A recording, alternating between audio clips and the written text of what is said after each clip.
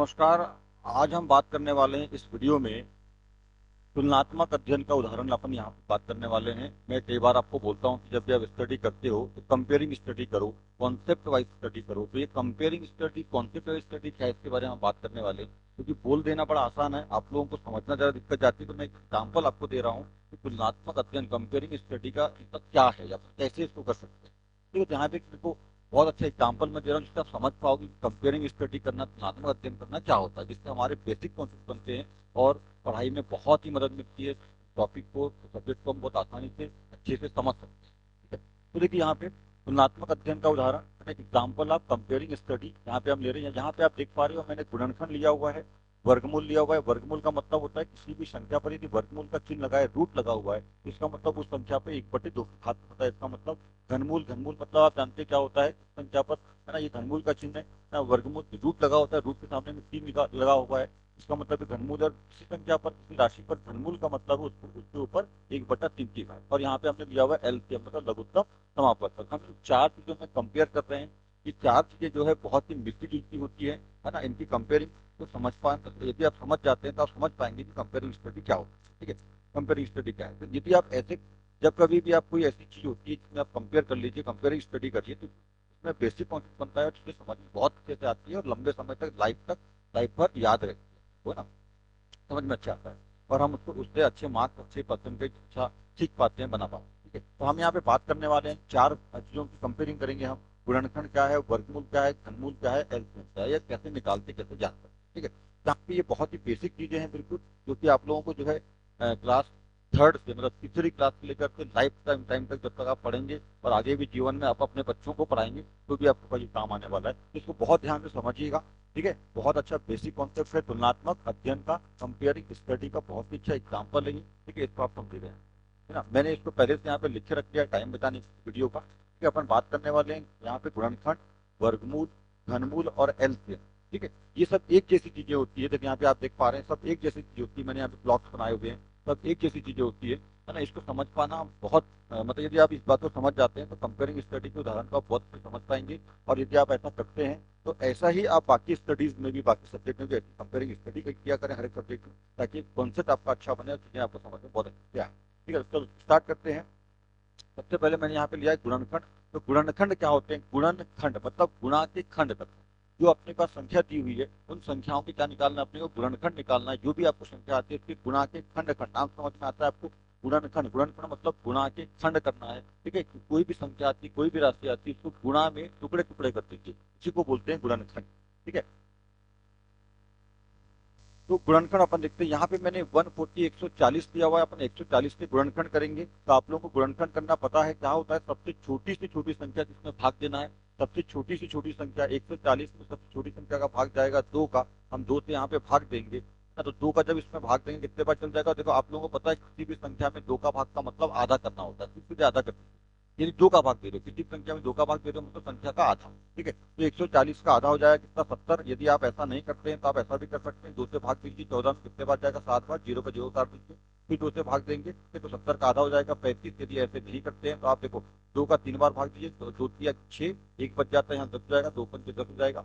ठीक है, आप कितने को 2 का भाग गया, आप कितने का भाग जाएगा, 2 का भाग 35 में जाता नहीं है, 30 का जाएगा, 30 का भाग जाता है तो 30 से भाग दे देते हैं। ठीक है, 3 का भाग कितने बार जाएगा, सॉरी 3 का भाग नहीं जाएगा, सर 3 का भाग यहाँ पे नहीं जाएगा, कितने का भाग देना पड़ेगा अपने को, 3 का भाग 35, मतलब 3 के पहाड़े में 35 नहीं आता है, तो 3 का भाग देना पड़ेगा, यहाँ पे 5 का भाग जाएगा। तो 5 का भाग, 5 7 35 और 7 एकम 7, जब तक एक नहीं आ जाता तब तक आप लोगों को देना है ये। ठीक है, तो इस तरह से आप यहाँ पे भाग देंगे। और जब गुणनखंड निकालते हैं तो गुणनखंड कैसे निकालते हैं देखिए, तो 140 के गुणनखंड अपन यहाँ पे निकाल रहे हैं।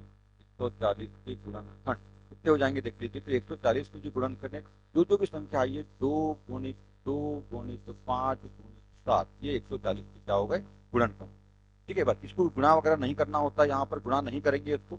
2 गुणित 2 गुणित 5 गुणित 7, यही एक क्या है, गुणनखंड है, यही आपका आंसर हो जाएगा। यही आपका क्या है, आंसर है, यही आपके गुणनखंड। क्या बोला गया था, 140 के गुणनखंड, गुणा के खंड करिए, मतलब 140 के खंड खंड करिए, टुकड़े करिए, है ना, उसके पार्ट कर दीजिए। काय में करना है, गुणनखंड गुणा में करना है, गुणा में करना है। देखो हमने क्या किया, 140 को 2 गुणित 5 गुणित 7 में तोड़ दिए, यदि आप इसका आपस में गुणा करेंगे तो आंसर वही आपका आएगा। देख लीजिए यहाँ पे करके 7 का 5 गुणा कर दिए, 7×5 = 35, 35×2 = 70 और 70×2 सॉरी 140। यदि आप सामने से भी करते हैं 2×2 = 4, 4×5 = 30 और 30×7 करोगे तो 140 आपका आंसर आ जाएगा। ये हो गए 140 के गुणनखंड 2×2 × 5×7 तो गुणनखंड इस टाइप का। अब आते हैं अपन नेक्स्ट स्टेप में वर्ग। मैं यहाँ पे 144 144 का वर्गमूल निकाल रहा हूँ। अब मैंने कहा जैसे किसी भी राशि पर वर्गमूल का चिन्ह है ना, रूट लगा हुआ है, स्क्वायर रूट लगा हुआ है, इसका मतलब उसके ऊपर 1/2 की घात होती है। ठीक है, जिस राशि पर वर्गमूल लगा है उसका मतलब उसके ऊपर उस राशि पर 1/2 का पावर होता है, 1/2 की घात। ठीक है, यहाँ पे मैं एग्जाम्पल के तौर पर ले रहा हूँ 144 144 का वर्गमूल। तो 144 का वर्गमूल को भी सेम इसी तरीके से बनाते हैं, यहाँ पे खाने खाने खाने बनाए थे, उस तरह यहाँ पे खाने खाने सब में देख लीजिए वैसे खाने बने होते हैं ना। कंपेयरिंग स्टडी का सबसे अच्छा एग्जाम्पल है। तो 144 में भाग देंगे, सबसे छोटी संख्या होती है 2, है ना। 2 का इसमें भाग जाएगा, कितने बार जाएगा, बिल्कुल आधा कर दीजिए इसका तो कितना जाएगा, या ऐसे भी कर सकते हो आप। 2 का 14 में भाग दो कितने बार जाएगा, 7 बार जाएगा। 2 का 4 में भाग दो कितने बार जाएगा, 2 बार, यानी 72 हो गया। यदि 2 का आप आधा करते तो भी 72, बात वही है। फिर से 2 का भाग जाएगा, इसमें कितने बार जाएगा, 2 तिया 6 और 2 6 12 36 बार। फिर 2 का भाग चल जाएगा कितने बार, 18 बार। 2 एकम 2, 1 बच जाएगा 16 हो जाएगा, 2 8 16। फिर 2 का चल जाएगा कितने बार, 9 बार। अब 2 का इसमें भाग नहीं जाएगा, काय का जाएगा, 3 का जाएगा, कितने बार जाएगा, 3 बार जाएगा। और 3 का भाग कितने बार चल जाएगा, 1 बार। जब तक लास्ट में 1 नहीं आ जाता आपको भाग देते हैं। लास्ट में 1 आ गया तो आपका ये भाग जो है जो क्रिया है आपकी, जो आपका प्रोसेस था वो खत्म हो गया। जब तक 1 नहीं आता, अंतिम में जब तक 1 नहीं आता तब तक आपको भाग देना है, मतलब बना। ठीक। तो यहाँ पे देखिए, यहाँ पे वर्गमूल है, तो वर्गमूल में कितनी घात होती है, 2 की घात होती है ना। वर्ग मतलब वर्गमूल का चिन्ह ऐसा होता है और इसका उल्टा होता है वर्ग, तो वर्ग में 2 की घात होती है, इसलिए यहाँ ध्यान रखिएगा। वर्ग में 2 की जोड़ी बनती है। ठीक है, ध्यान रखिएगा, इसमें कितनी की जोड़ी बनती है, 2 की जोड़ी बनेगी। तो यहाँ पे 2 की एक जोड़ी, ये 2 की एक जोड़ी और ये 3 की एक जोड़ी, इस तरह से जोड़ी बन जाती है। जोड़ी बनाना है। ठीक है, तो अपन यहाँ पे क्या कर लेते हैं, 144 का वर्गमूल अपन ज्ञात कर रहे हैं। तो यहाँ पे जोड़ी बन जानी, पहले मैं लिख देता हूँ पूरा, 2×2×2×2×3 कितना अपने को प्राप्त हुआ है। अपन जोड़ी बना लेते हैं, बस जोड़ी मैंने यहाँ पे बना लिया, पर आप एक बार और बना लेते हैं। यहाँ पे देखिए 2 2 की एक जोड़ी, 2 2 की एक जोड़ी और 3 3 की एक जोड़ी, कुल मिला के जो जोड़ी अपने पास बनी है कितनी बनी है, 3 जोड़ी बनी है।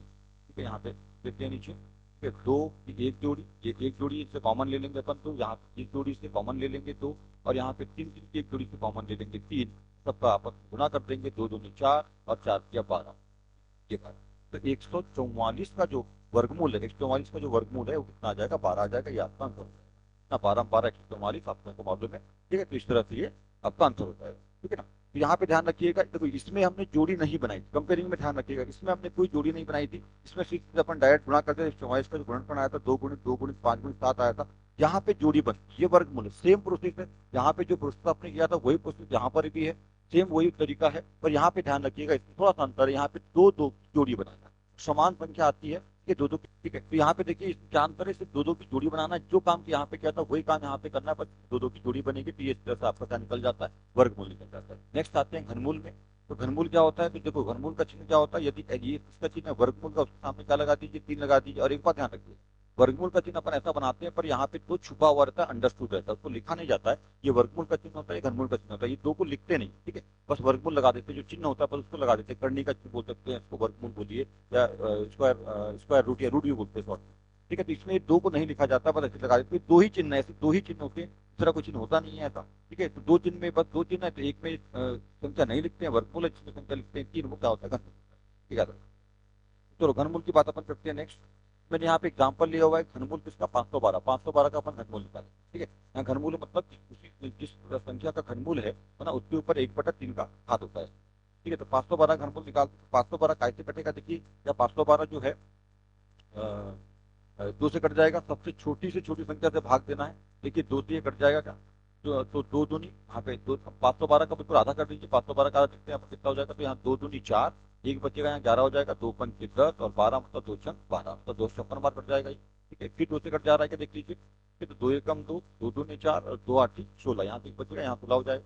ठीक है, ये भी कट जाएगा क्या, 2 से कट रहा है, और देख लीजिए ये 6 बार कट जाएगा, 4 बार कट जाएगा, फिर 2 से कट जाएगा कितने बार, 32 बार कट जाएगा 2 से, फिर 2 से कट जाएगा कितने बार, 16 बार, फिर 2 से कट जाएगा कितने बार, 8 बार, फिर 2 से कट जाएगा कितने बार, 4 बार, फिर 2 से कट जाएगा 2 बार, और फिर 2 से और कट जाएगा कितने बार, 1 बार। जब तक 1 नहीं आ जाता तब तक आप लोगों को इसको भाग देते रहना है। ये एक तरह का भाग ही होता है, ये भाग है तो और नया नहीं है। जो आप लोग भाग पढ़ते हैं, जो आप डिवीजन पढ़ते हैं, वो डिवीजन ही है, भाग ही है ना। देख लीजिए सब बराबर है कि दो दो की दो दो की जोड़ी बन गई है।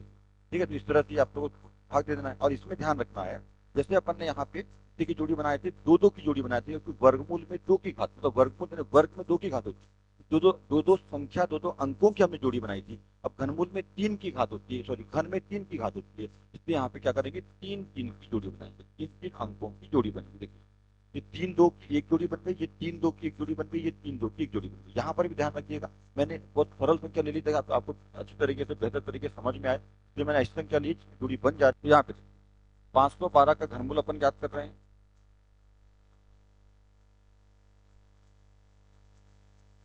512 का घनमूल देखो यहाँ पे क्या हुआ है, मैं कुछ संख्या उतार लेता हूँ, जोड़ी आप नीचे बना लेंगे, दो गुणित दो गुणित दो गुणित दो गुणित दो गुणित दो दो गुणित दो गुणित दो, काम पूरा। ठीक है, देखिए इसकी जो इसकी अपन जोड़ी देख लेते हैं। देखो यहाँ पे दो दो की एक जोड़ी बन गई, दो दो की एक जोड़ी बन गई, और दो दो की एक जोड़ी, कुल मिला के जो है तीन जोड़ियां यहाँ पे जो है बन जा रही है। ठीक है, तो तीन जोड़ियां बन जा रही है अपनी यहाँ पर। ठीक, क्या करेंगे इसके लिए, देखिए यहाँ पर दो की एक जोड़ी बन रही है, ये दो की एक जोड़ी बन रही है, और दो की एक जोड़ी। ठीक है, ये दो की एक जोड़ी, तो ये तीन तीन की, मतलब दो दो की दो दो तीन बार आए उसकी एक जोड़ी, दो दो तीन बार आए उसकी एक जोड़ी, दो दो तीन बार आए उसकी एक जोड़ी, मतलब तीन मिला के तीन बार दो दो दो। तो इसका जो आंसर आ जाएगा कितना हो जाएगा, दो दूनी चार और चार दूनी आठ। आठ जो है आपका क्या हो जाएगा, इसमें आंसर हो जाएगा। मतलब ये हो जाएगा कि 512 का जो घनमूल है वो कितना हो जाएगा, आठ हो जाएगा। 512 का जो घनमूल है वो आठ। 400 144 का जो वर्गमूल था वो कितना था, 12, मतलब 12 आएगा आंसर। और इसका जो घनमूल आएगा कितना आएगा, आठ। ठीक है, तो इस तरह से जो है आप इसको इस तरह से बना सकते हैं। देखो जैसा यहाँ पे काम किया था, जैसा यहाँ पे काम किया था, वही प्रोसेस सेम टू सेम यहाँ पर है। अंतर किस बात का है, वर्गमूल में दो दो की जोड़ी बनाना है, घनमूल में तीन तीन की जोड़ी। ठीक, अब नेक्स्ट आते हैं अपन एलसीएम। यहाँ पे आप एग्जाम्पल देख पा रहे हो, मैंने 4 12 15 मैंने छोटी छोटी संख्या ही ली है ताकि आपको बेहतर तरीके से समझ में आए। छोटा छोटा बच्चा जो थर्ड में, फोर्थ में, फिफ्थ में, सिक्स सेवन एट में पढ़ता है, उसको भी ये बात समझ में आ जाए। ठीक है, इसलिए मैंने यहाँ पे छोटी संख्या ली है।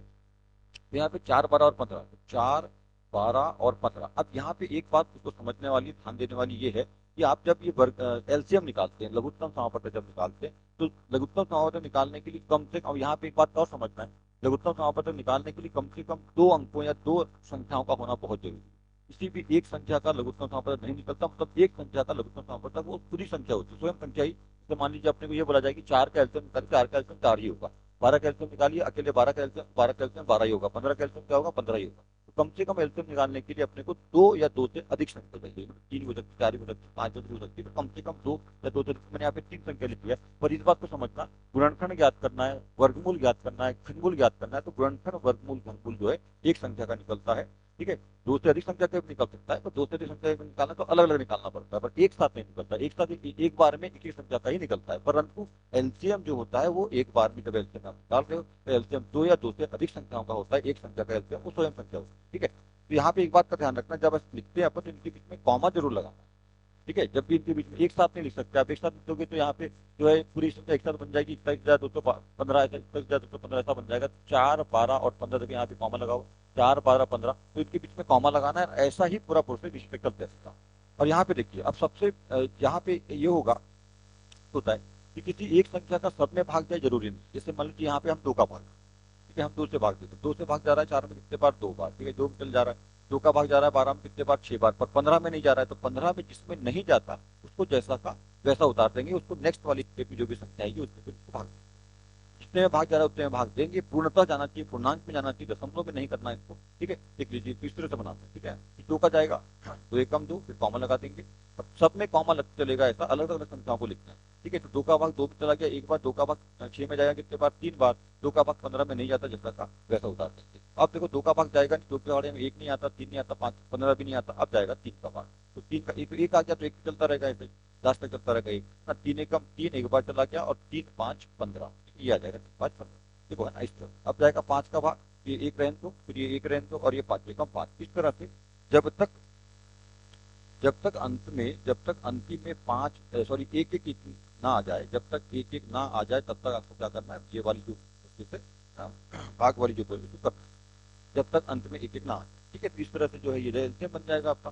यहाँ ध्यान रखेंगे, एलसीएम दो या दो से अधिक संख्याओं का निकलता है, एक संख्या का एलसीएम वो खुद ही होता है। और जब भी एलसीएम निकालते हैं तो उनके बीच में कॉमा, संख्याओं के बीच में, राशियों के बीच में, अंकों के बीच में कॉमा जरूर लगाएंगे। अब अपने को ज्ञात करना है, एलसीएम अपन ज्ञात कर देंगे। का 4, 12 और 15 का ज्ञात कर रहे हैं, क्योंकि यहाँ क्या करना है, यहाँ पे जोड़ी नहीं बनती, ध्यान रखिए क्या करेंगे, 2 गुणित 2 गुणित 5 में आपकी गुणनखंड आएंगे, गुणनखंड बोलते हैं सामने यहाँ दो दो दो दो दो आता है, दो दो दो दो दो दो दो 5 आता है, गुणनखंड बोलते हैं। ये जो गुणनखंड आएंगे सारे गुणनखंडों में क्या करते हैं, गुणा कर देंगे, 5 या 15, 15 से 60 हो जाएगा, हो जाएगा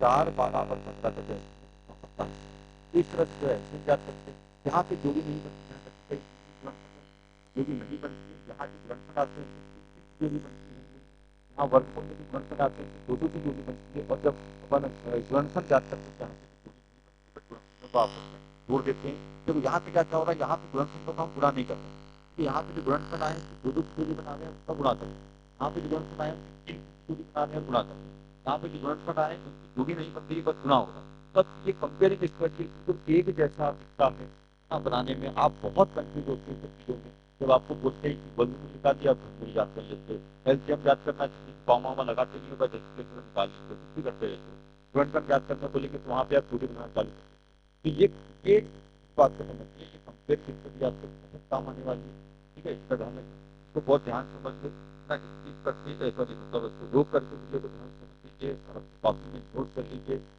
बहुत ही बेसिक जानकारी है, और कंपेयरिंग स्टडी का बहुत उदाहरण है, कंपेयरिंग एग्जाम्पल बहुत अच्छा है, मैं आपको इसलिए लेके आया, और उसके बाद इसके और एक्टिविटी जैसे यहाँ पे जैसे जोड़ी बन रही है सबकी, तो इसमें कहीं जोड़ी नहीं बनती उसकी भी मैं नेक्स्ट वीडियो में आपको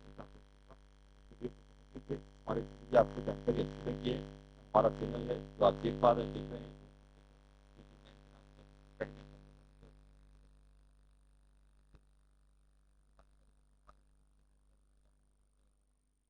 बेसिक और तुलनात्मक बेसिक और कंपेयरिंग स्टडी में फोकस करते हैं, लोग पढ़ ही रहे हैं आजकल, कम पढ़िए, ठीक है, हार्डवर्क मत करिए, स्मार्ट हार्डवर्क स्मार्ट स्मार्ट